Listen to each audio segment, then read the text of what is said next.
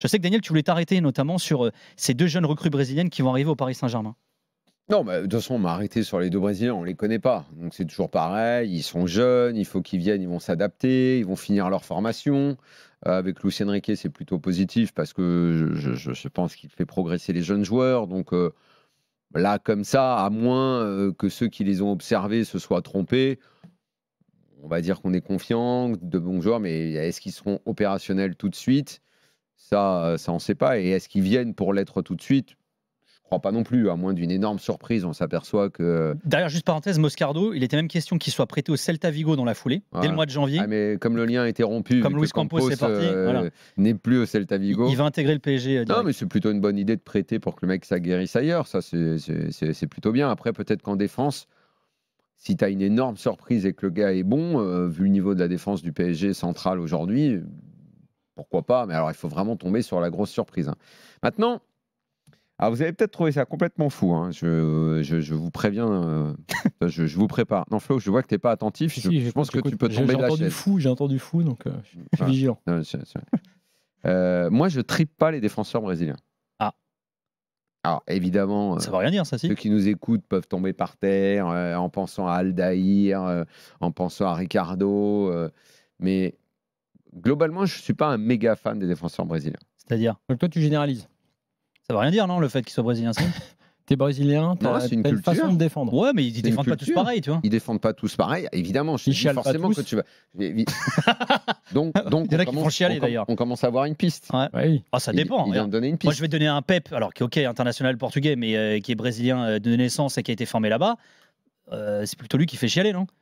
Je te répète que tu vas forcément Moser. sur un Carlos Moser, pour moi, n'a jamais été un grand défenseur. C'était un bon joueur quand même. C'était un gros défenseur à l'OM et à Benfica. Tu l'as connu un peu plus jeune à Benfica. Et au Flamengo, il a tout gagné ce mec avec ses clubs. Donc... Ok, on parle en Europe. Okay. En Europe, c'est quand il part. C'est pas avec lui que l'OM a gagné la Ligue des Champions. C'était plus un boucher qu'un grand défenseur pour moi. C'est pas ça. Dans le football d'aujourd'hui, il ferait pas grand-chose, Carlos Moser. C'est un autre football, voilà, c'est sûr. C'est un autre football. Bon, et encore une fois, on va pas. Je pense avoir une petite culture football pour me souvenir des grands défenseurs brésiliens. Il y en a eu. Mais culturellement, je préfère les Argentins, par exemple. Je vais préférer les défenseurs italiens. Comment il s'appelait celui de la Roma là? Aldaïr. Alors pour le coup, Aldaïr pour moi est vraiment un des plus grands. Ouais. Là vraiment c'est un des plus grands. Vraiment il était extraordinaire. Mieux que ceux qui ont été au PSG. Non, mais mieux que ceux qui ont été. Thiago Silva par exemple à sa façon pour en parler pour plein de raisons, mais c'est un très très bon défenseur. C'est un excellent défenseur central. Ouais, donc tu as. David Luiz, hein. Oui. Non, mais différemment. En fait c'est des gars. En fait comment dire. C'est des gars qui il y a eu des moments où ils t'ont éclaboussé les yeux. Ouais, c'était tout rien. En fait. Là où je vais être d'accord avec toi. Moi, j'étais en transe de ce gars-là. Mais au fond, si tu prends toute sa carrière, il y a eu un délitement à un moment. Il y a eu une sorte de délitement. Et Thiago Silva au Mostro, c'était plus un tampon. Lucio. C'est un bête de défenseur, Lucio. Bien sûr, bien sûr. Immense défenseur, Lucio. Non, mais attends. On est encore une fois. Non, mais tu dis pas qu'ils sont tous nuls. On est d'accord. Il y en a eu des stratosphériques. Mais en gros, faut pas se tromper. Pour moi, c'est pas le tampon garanti qualité. Non, mais tu n'as pas de garantie. Même Marquinhos, il a été extraordinaire et il a été moins bien. Tu vois, il y a un moment dans leur caractère, mais en fait, c'est carrément un problème culturel. Hein. Je préfère le foot argentin dans la rivalité sud-américaine et tout, mais même dans les joueurs de champ.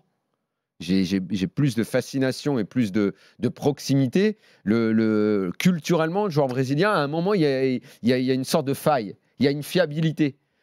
Regarde, prenons Ronaldinho. Le joueur qui t'en met plein la vue, qui t'éclabousse, machin. Mais fiabilité de carrière, tu sais jamais. Si tu tombes sur la face où il va t'éclabousser, c'est fantastique, c'est machin. Tu tombes sur l'année où il est pas bien, il te l'a fait à l'envers, quoi. Comme Neymar. Tu tombes sur les années fantastiques.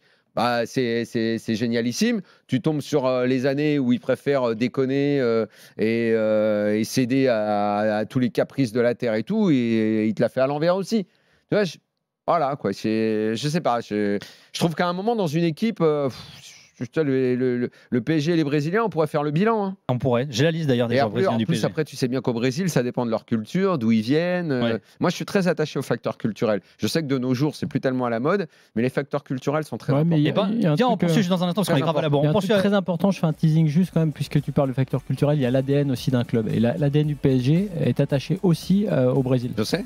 Voilà, ça c'est du mais teasing. parfois, j'aurais aimé qu'ils soient un peu plus ADN argentin.